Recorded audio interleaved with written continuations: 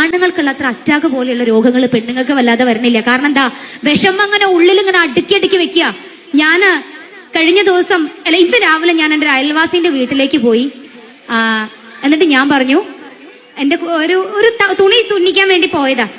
അപ്പൊ ഞാൻ എന്തോ ഒന്ന് ചോദിച്ചത് എന്താന്ന് എനിക്ക് ഓർമ്മയില്ല. അവര് പറഞ്ഞ മറുപടി ഇതാ, എന്താ താത്ത കാട്ടുക?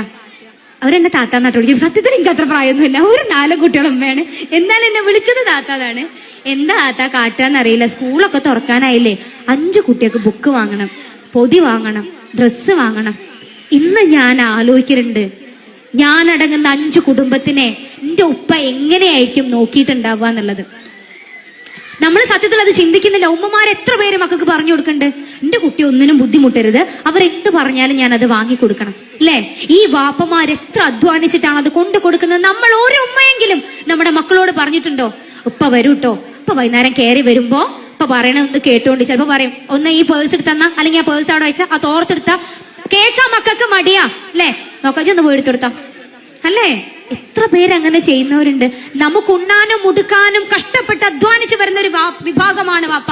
സംസാരിക്കാറില്ല പലപ്പോഴും നമ്മൾ അവർക്ക് വേണ്ടി.